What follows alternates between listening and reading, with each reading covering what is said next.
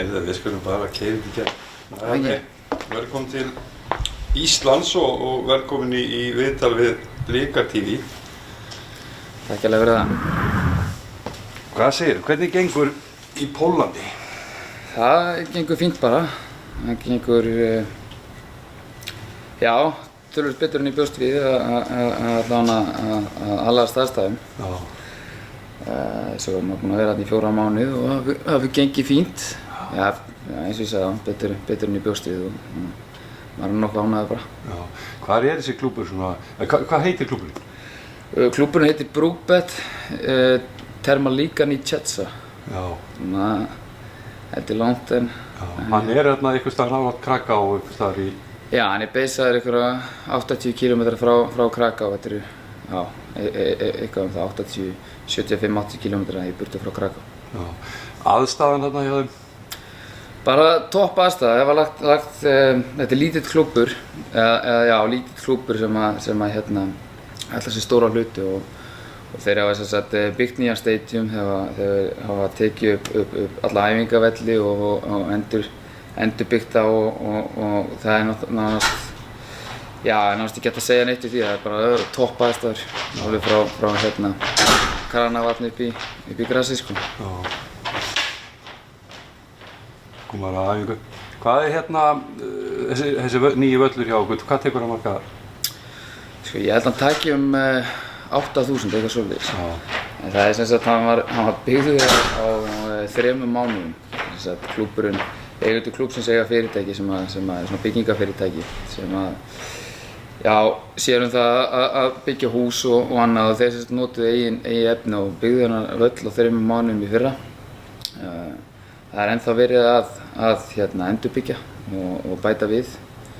Þannig að hann á eftir hálft ár, hálft ár 8 mánuði, það ætti þetta að vera svona 15 svona völlur. Já. Hvernig er svona stemningin á völlinu þetta? Á völlunum? Já. Hún er góð, hún er öðruvísi. Já, hún er mjög góð, ég meina þetta er fólk sem hefur mikinn áhuga á fótbolta og mætir alla leiki. Mér finnst nú eiginlega skemmtilegast að fara á útileiki, þá sér maður svona aðeins, maður getur farið út í víðan völl sko, það sé alls kyns lið en það er alltaf mjög góð stemning og maður svona fann alveg fyrir því til að byrja með að þetta er aðeins öðruvísi heldur en maður hefur upplegað hérna heima eða í Skandinavíu. Hvernig þá svona, það er svona mikil ástríða þarna? Já, mikil ástríða Það er mikil ástríða og líka bara metnaður hjá stuðningsmönnum. Þeir setja náttúrulega mikla kröfur á liðið sitt.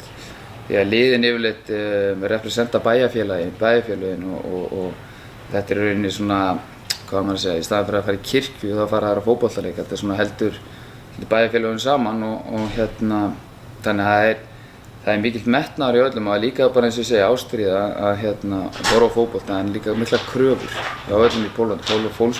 Fótbolti í Póllandi er bara númer 1 og það þeir fylgjast með.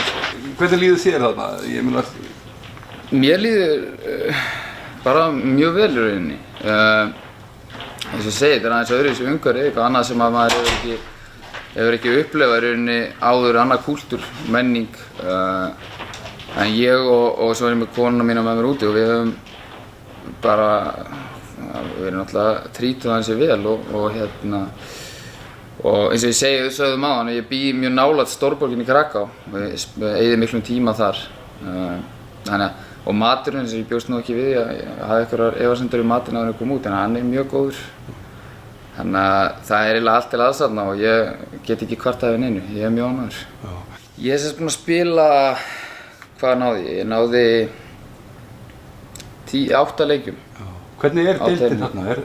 Eru vetrarfrí þarna náttúrulega? Já, nú er við, það er spilað fram í desember, það er frá ágúst í desember. Ég kom aðeins svo seint, ég kom ekki fyrir alveg í lok, ég skrif undir 31. ágúst, þannig að ég missa fyrstu leikjunum. Þeir byrja ekkert í miðjan ágúst, spila fram í desember. Við förum í 4 vikna frí, mætum síðan út núna í janúar. Því það er svo kalt að þeir taka vetrarpásu. Svo byrjum við ekki aftur fyrir í síðustu helgina í febrúar. það var svona aðeins farið að hitna eða það er samt ekki þetta nístingsfrost. Þannig að mér skilst að við verðum þá bara í æfingaferðum sem sagt núna þegar við komum tilbaka í janúar fram að mótið hefjist. Þannig að svo byrjum við frá síðustu vikuna í febrúar og spilum við fram í maí. Svo kemur eitthvað sumarfrí til það. Heyrðu, hvað ætlar þú að gera áramótin? Bara að njóta þess með fjölskyldunni, borða góða mat og hitta alla stór fjölskylduna og vina og vandaminn. Svo pabbi afmæli þarna 1. janúar, þannig að maður verið liðinn á honum þegar klukkan 12. Framtíðin? Framtíðin? Hvað er næst? Bara æfingarferðin? Þetta er fótbolti, maður veit aldrei hvað gerist í þessu skilur. Einn daginn er maður hér og svo maður kallaði eitthvað annað og ég er með samning úti í Pólandi. Við þurfum að bíða og sjá hvað gerist nú næstu. Hvort eitthvað gerist ekki, ég veit það ekki, en næstu sem við veit er ég að flytja til Pólland svo og byrja að spila bara aftur. Þetta er nefnilega svo Krakó, þetta er svo falleg borg. Þetta er eina borgin sem fór ekki í stríðinu í heimsstyrjöldinni seinni. Það eru ennþá allar þessar byggingar og þvílíkt líf, þetta er svona túristastaður sko. Og það er allt til alls. Og það er, eins og ég segja, hrikalega fallegt bara að fara þarna og taka kaffibolla eða röldum og á sér að borða það svoleiðis og meira þess að bara sem við getur svo sem haldið inn í daglu venjum, hvort sem það sé að fara út í gymmið eða þú ert að læra eitthvað og getur sittið heima, fara á kaffihús, fara að læra og getur gert allt sem þú ert að gera hérna heima nema bara maður er ekki með fjölskyldu og vini sko. Svo nokkurn veginn og líka búinn að sætta eitthvað við og búinn að vera að flytja aðeins og maður er svona að byrja að læra aðeins inn á þetta. Þú hvað að læra þetta? Já, ég er ennþá að klára skólan. Ég er að fekk áhugann aftur. Já. Ég er að klára hann bara núna í sumar. Ég tók síðan á síðasta árið bara og ákvað að klára þetta. Og ganga vel. Og loksins þegar maður getur skipulagt sinn eigin tíma og maður er eldri og þroskaðri og reyndari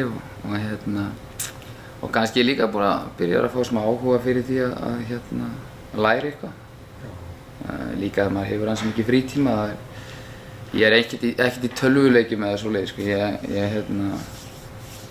Ég er það ofvirkur að ef ég er ekki heima með bara að horfa í lofti þá er ég farin í gymmi og ég get ekki staðið eða setið niður þannig að það er fínt að taka svona einu sinni tvisvar í viku og fara aðeins yfir lærdóminn.